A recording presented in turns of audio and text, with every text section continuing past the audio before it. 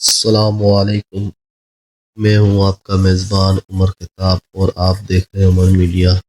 کیا آپ کو یاد ہے اپنے پچھلی ویڈیو میں کہا تھا پاکستان میں پیٹرول 400 روپے سے اوپر جا سکتا ہے؟ تو کیا وہ بات صرف ایک اندازہ تھی یا آج حقیقت بن چکی ہے؟ جی ہاں، آج وہی ہوا جس کا کسی نے سوچا بھی نہیں تھا۔ پاکستان میں پیٹرول کی قیمت تقریباً 498 روپے فی لیٹر ہو چکی ہے اور ڈیزل تو 520 روپے سے بھی اوپر جا چکا ہے۔ سوچے 1 لیٹر پیٹرول تقریباً 500 روپے، یہ سب اچانک کیوں ہوا؟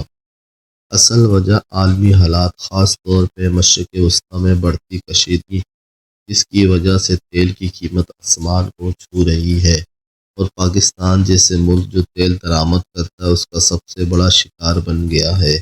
لیکن چونکانے والی بات یہ ہے، ہم نے پہلے ہی آپ کو خبردار کیا تھا اگر یہی حالات رہے تو پیٹرول 400 سے اوپر جا سکتا ہے، اور آج وہی بات سچ ہو گئی۔ اب سوال یہ ہے، کیا یہ مہنگائی یہاں رک جائے گی یا ابھی پیٹرول 500 روپے سے بھی اوپر جانے والا ہے؟ ماہرین کہہ رہے ہیں اگر عالمی مارکیٹ میں یہی صورتحال رہی تو آنے والے دنوں میں مزید اضافہ بھی ممکن ہے، اور اس کا سیدھا اثر کیا ہوگا؟ ہر چیز مہنگی، سفر مہنگا اور عام آدمی کی زندگی مزید مشکل۔ تو کیا آپ سوچتے ہیں کیا حکومت اس صورتحال کو کنٹرول کر پائے گی یا حالات مزید خراب ہوں گے؟ کومنٹ میں اپنی رائے ضرور دیں، اور ایسے ہی سچ اور تازہ خبروں کے لیے عمر میڈیا کو سبسکرائب کریں اور بیل آئیکن کو دبائیں۔ اللہ حافظ۔